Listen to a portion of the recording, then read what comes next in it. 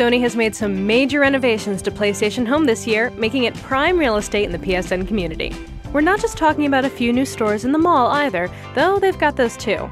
You'll now find a ton of new truly immersive virtual worlds with lots to do, like the upcoming Midway Zone, that'll remind you of those warm summer nights chilling on the boardwalk, but with a few twists. We sat down with PlayStation Home's director, Jack Buser, to get the inside scoop on the game-changing upgrades to your personal virtual reality. So Jack, it's been almost a year and a half since Home first launched. How have things changed since then? Well, I think the biggest change since launch is just the amount of content we have in there. You know, if you're a gamer, there are over 100 games to play inside a PlayStation Home. So over 50 spaces and over 4,000 virtual items at last count. Would you consider Home a social network, a gaming platform, or some kind of combination of the two? We actually like to call it a social gaming network. Really, Home was all about bringing gamers together so that they had friends on their friends list to play games with. What we realized very quickly is that the best way to get gamers to meet each other is to put a game in between them. So that's really what Home has become. It's just a world of games connecting gamers together. So come on in and get comfy as Jack shares his don't miss picks of the shiny new additions to PlayStation Home. Well, I think one of the most recent updates to the Qore client, which really is the sort of backbone of PlayStation Home, was a major update that updated just the speed at which Home operates. So loading times have been significantly reduced or eliminated entirely, and just your ability to navigate around the more than 50 spaces has been made much easier. You have a whole new navigation interface that's much like the cross-media bar that allows you to quickly access all the great content at home, meet up with your friends, and do whatever you want to do.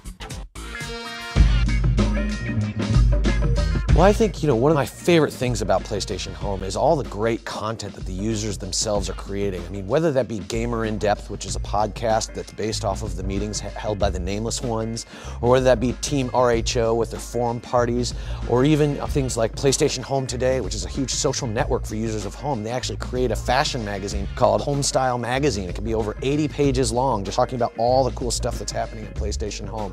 You know, the Homelings, which are cool, like alien-looking guys walking around in white suits. I mean, the community is just so creative and so inventive about the content that they actually bring to PlayStation Home. Now, that's by far my favorite stuff going on in Home.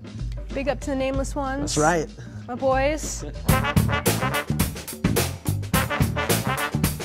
I notice a lot of new personal spaces. Why do people invest so much time and money into these spaces? The cool thing about personal spaces is that just like avatar clothing, they're an expression of yourself, but they're one that your friends can all enjoy. So if you have a personal space, whether you've purchased it or whether it's been unlocked from a game like Batcave from Batman Arkham Asylum, you can actually invite your friends back to that personal space to enjoy it with you.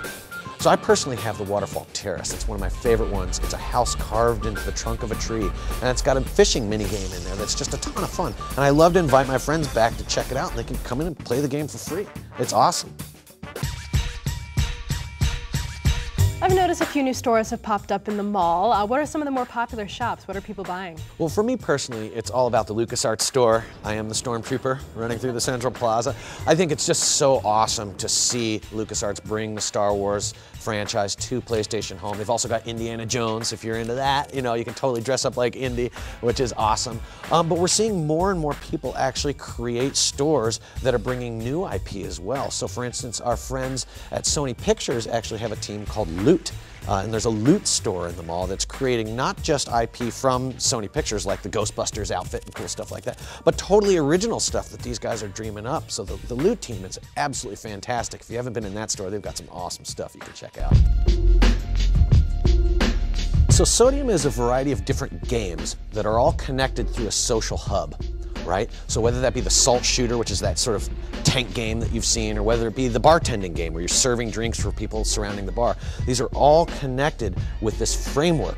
So Vicky, which is the android that you first see when you walk into the space, she has a variety of quests that she'll send you on. Those quests are the games that you play or other things that she'll send you on.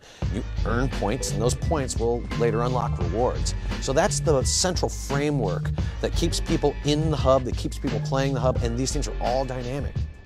It really was the first MMO inside of Home, and it really defined the strategy for where we're going as a platform. And now we have tons of developers coming to us with all kinds of new and unique game ideas that are only possible because of Home and what it is and the kind of game platform that it represents. One of my favorite new spaces has actually been the Midway space, which is a full-on carnival for users with tons of mini games to play. You can collect items, win rewards, and flesh out this personal space which you get for free just for showing up.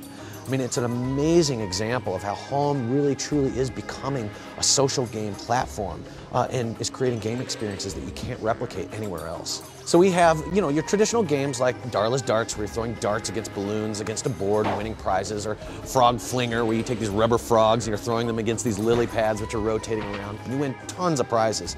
But the prizes, some of them are just so crazy, like a shirt with a big hole you can see right through your avatar. We even have a human cannon where you shoot your avatar and other crazy stuff like that. So if you're a gamer, you're gonna totally love this. What would you say is the long-term plan for home and keeping it relevant?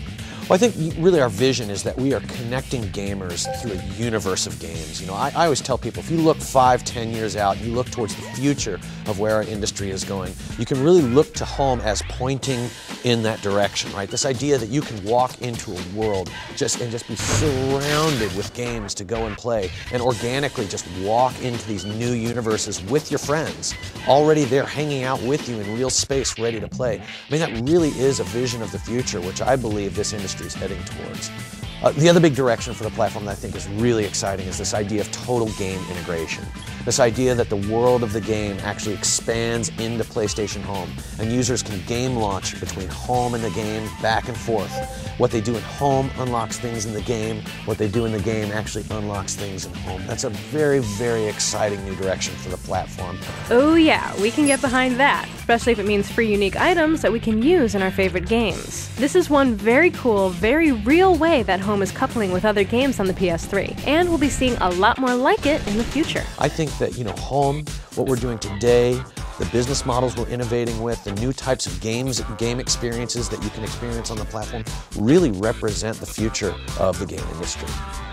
From meeting up with friends to launch into games, to exploring the ever-evolving MMOs, it's nearly impossible to run out of things to do in home. And when in doubt, we can always start a flash mob dance party. Take us out, aliens versus predators!